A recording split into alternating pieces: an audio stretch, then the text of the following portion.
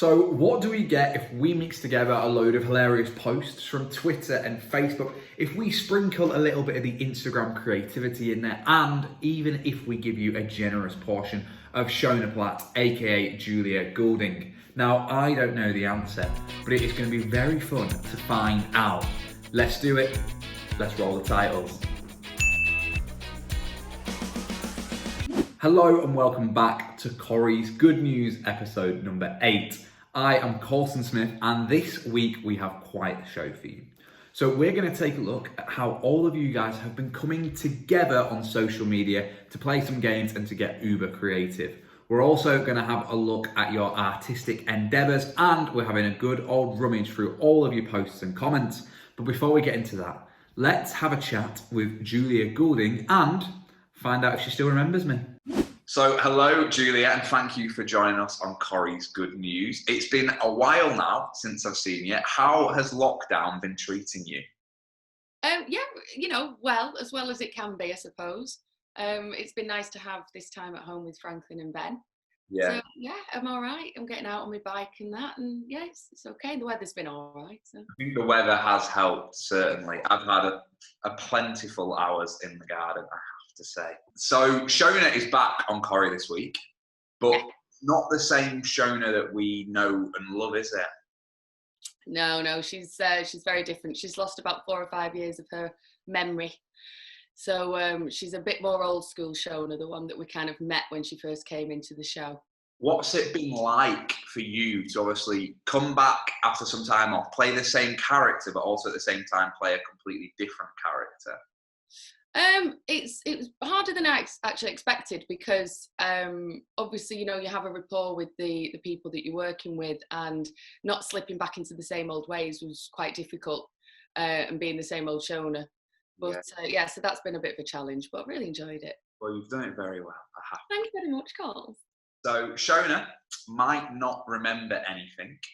Yeah. But we're going to find out if you still remember. So we have a little game prepared for you, and it's called Remember That Shona Platt. Brilliant. Okay, go on. All about the life of Shona Platt. Right. So, are you ready? You've got 10 questions. Okay, yes. Hit me. Let's go. When was Shona's birthday? She has had 2 birthdays. Oh, no. On her hospital ban, she's had 2 birthdays, but her actual birthday is the 31st of October? 6th of October? 6th. 6th. I'll give you it. It's the 6th of October, 1987. Okay, cool. So she's 33. No, she'll be 32. She's nearly 33. What is the name of Clayton's dad? Dane. 2. How old was Shona when she had Clayton? 13. Well done. 3. Flying through him. What was Shona's first line in Coronation Street? Is anyone sitting there? Something. I'm a lady, don't you know? Something about being a lady and letting her sit down on the bar stool. Is anybody sitting there? I'm a lady, don't know. Where's your manners? Do you know what? I'm giving you it because you've got the second half of it bang on. The line was, who are you? The chair, please. I'm a lady. I haven't noticed. Where are your manners? But you said, yeah. Notice, where's your manners? That was tough and you got half of it right. So that is impressive. So for a bonus point, Go on. what was the name of the bar they met in Manchester? Oh gosh, yeah, because they were saying, come down to the club. I can't remember. I don't know. The U Bar. The U Bar. I did know that. How much did Shona win on a scratch card in 2017? £6,000. 5. What was her old friend Macca's full name? Macca Hibbs. Do you know his first name? What could be a nickname for Macca? What could be a full name for a nickname of Macca? Matthew? No, Cormac. Cormac. Okay, yeah. Who won the charity boxing match between Shona and Maria in 2018? Shona. Of course it was Shona. What number did Shona move to when she first moved to the street? Number 11. The Grimshaws, yes. Grimshaws. And it was Elsie Tanner's house back in the day, and I was buzzing. There's a fun fact. 13, Craig moved to number 13, which was Steve McDonald, I think. Who accidentally shot Shona on Christmas Day? Derek. Yes. Big question. Question 10, the last one. And so far, you've got 8 out of 9. Ooh. Last question. It's a tough one. How many episodes has Shona been in? Oh, wow. 247. You're going to be surprised at yourself. 358. Wow. Oh, that's cool. Oh, nice one. God, 8 out of 10. You didn't get the bonus point, but 8 out of 10, that's very good. That is, clearly you do know Shona. We're in good hands. When Shona regains her memory, it's clear that you're going to be all over it. Oh, yeah, too right. But no, Juliet, thank you very much for joining us on Corrie's Good News. And Thank you for having me. I will see you very soon. Absolutely. Lots of love sweets. So, talking of Shona, you guys have loved seeing her back on the street, especially in the scene with Sarah. But the question is, will her and David ever get back to a new normal?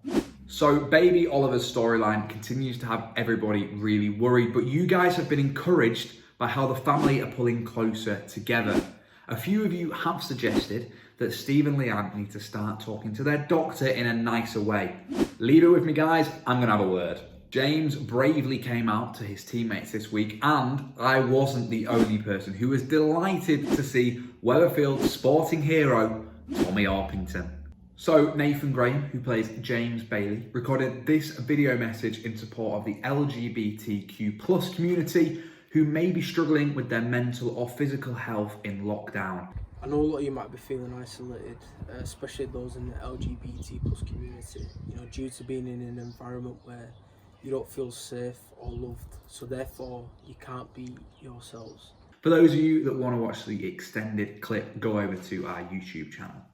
So on to our next bit of Corrie's Good News, and this week we've been impressed at how all of you guys are getting together to make everybody smile. So first up, Gemma and Michael over at the Conversation Street podcast. Gemma and Michael, who have been desperate for a shout out on Corrie's Good News, well, this week you got it. You guys did a Twitter thread where you asked people for their Corrie images that with just one look filled them with utter joy. Now you guys sent in loads of images, so here are the ones that really hit us in the feels. And the Coronation Street bloggers were at it again, comparing Corrie cast members to toilet roll holders. And I can say for once, I am glad that Craig was not involved. So the Smith family have been drawing that fast this week, there must be smoke coming off their pencils. Let's have a look at some of the Corrie characters that they have drawn, and a special shout out to Dan Brocklebank's dog Colin, who even gets a cheeky appearance in there himself. And in case you were wondering why suddenly I am all dressed up with nowhere to go, well, that is because the last shout out goes to Jade and Amelia, who were that gutted that there's going to be no soap awards this year. They created their very own Coronation Street Lockdown Soap Awards. So Shelley and Ian were the biggest winners of the night, pulling in a whopping 7 awards for the Yasmin and Jeff storyline. Our other noticeable winners were Maureen Littman, who took home 2 awards, Best Comedy and Best Senior Citizen, and David Nilsson, who won a Lifetime Achievement Award. Well done, guys. No, really well done, but no awards for Craig, not even a nomination.